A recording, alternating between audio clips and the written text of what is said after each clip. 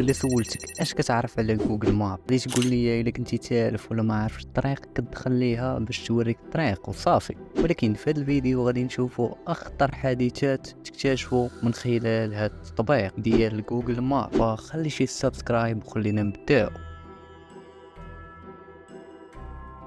في سويسرا عام 2019 واحد سميتو باري فراي كان مهووس بجوجل مابس، ديما كيدخل وكيبقى يقلب فيها ويكتشف العالم. وفي واحد النهار كان كيف ما ديما كيدور في جوجل مابس تلقى واحد الطوموبيل غرقانه في واحد البحيره. انت فاش غادي تشوف هاد الطوموبيل غادي يسحاب ليك طوموبيل عاديه غرقانه مش حال هادي، ولكن هو كان حاس بلي شي حاجه ماشي هي هاديك، فقرر باش يديكلاري بديك الطوموبيل ويمشيو للبوليس يتحققوا منها. وفاش وصلوا البوليس لعين المكان خرجوا الطوموبيل من البحيره واكتشفوا بلي فيها عظام ديال انسان حقيقي. وفاش حللوا هاد العظام لقاوها ديال واحد بالجوتة سميتو ويليام مولد، واللي اختفى بطريقه غامضه فاش كانت عنده 22 عام. فغادي نرجعوا لنوفمبر 7 1797 فاش كان مشى مولد لواحد من المطاعم في فلوريدا وبقى تما اكثر من 3 السوايع. مع داك 12 ديال الليل قرر باش يركب في طوموبيلته ويمشي لدارو. وصلنا لمراته وقال لها انا جاي للدار، ولكن مورا داك الابيل اختفى مولد، ما بقاش ليه الاثر نهائيا. بوليس قلبوا عليه بزاف ولكن ما لقاو والو. ولكن دابا فاش لقاو الطوموبيل عرفنا اش طرا ليه. اكتشفوا باللي كان راجع للدار ديالو ففات به الطوموبيل وبالتالي طاح في داك البحيره. ولكن تقدر تقول لي داك الناس اللي كانوا ساكنين حدا البحيره ما سمعوا والو زعما؟ فداك الديور اللي كاينين حدا البحيره ديور جداد ويلا تبناو في اخر 5 سنين، يعني هما ما كانوش اصلا تما.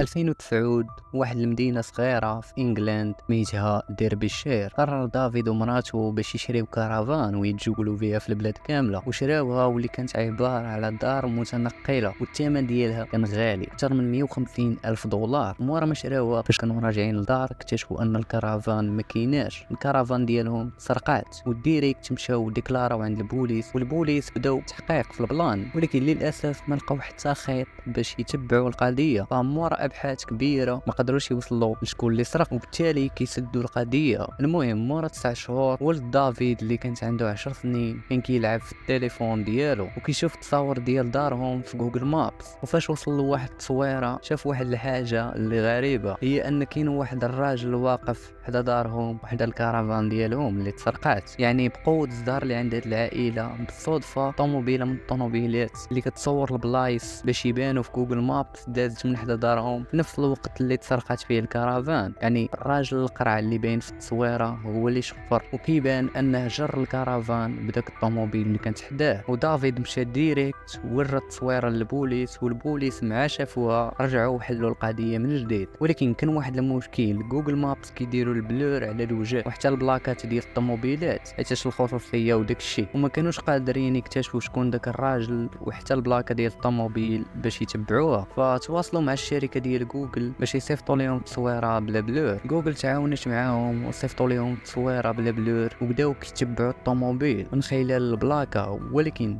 فاش لقاوها بانت ليهم مشكله اخرى، الشفار كان باع الطوموبيل واللي شراها من عنده حتى هو باعها. وفي داك اللحظه البوليس دخلوا في واحد الدوامه من التحقيقات حتى قدروا يوصلوا للشفار الحقيقي ويشدوه في الحبس.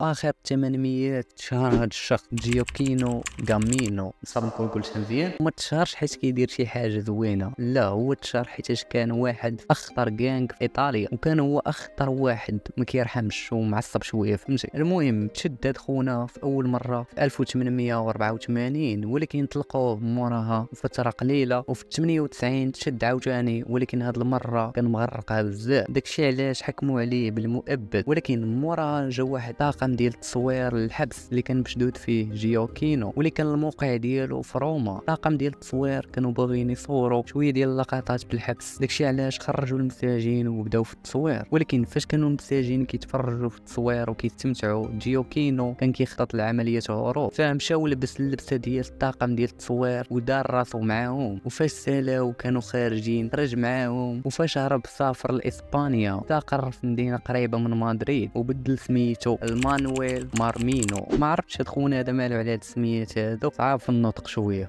وتقدر تقول انه بدا حياه جديده، فراه تزوج وخدم طباخ في واحد المطعم وحل محل صغير كيبيع فيه الخضار والفواكه، وبقى عايش تما لمده طويله، بقات ليه سنين بلا حتى واحد ما يعرف الهويه ديالو الحقيقيه. ولكن حيت كان ميكروب في ايطاليا، البوليس ديال ايطاليا ما نساوش وبقاو على القرص. وفي 2014 يعني مورا 12 عام مورا الهروب ديالو، البوليس قدروا يعرفوا انه خرج من ايطاليا ولونصاو انه هارب دولي. وفي 2021 قدروا يعرفوا انه كاين في اسبانيا، والطريقه باش قدروا يعرفوا بها بلاصتو كانت غريبه بزاف. ففي اثناء التحقيق لقاو هاد التصويره في جوجل ماب، حنا عارفين ان هذا هو جيوكينو حيت جالس في المحل ديالو وكيدوي مع واحد الشخص، ولكن هو كان هارب اكثر من 20 عام، فاكيد انه كبر في لاج والملامح ديالو تبدلوا. المهم البوليس بداو كيبحثوا بزاف ولقاو بزاف ديال المعلومات. من ديك المعلومات انه خدام طباخ في واحد المطعم، ومشاو لاباج فيسبوك ديال داك المطعم وبداو كيقلبوا تلقاو تصويره ليه وخداو داك التصويره. وبما ان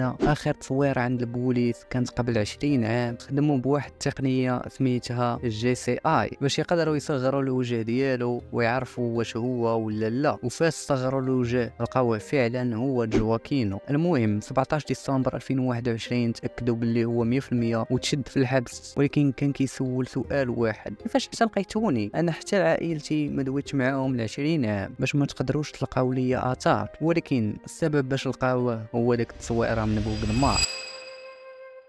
حتى لهنا غادي نكونوا وصلنا لنهاية هذا الفيديو. لا عجبك الفيديو ما تنساش تخلي لايك سبسكرايب وشي كومنت باش نقدر نكمل في هذا الكونتنت. وسمحوا لي على التعطيله، كان معكم المود شو، تلقاو فيديو جديد.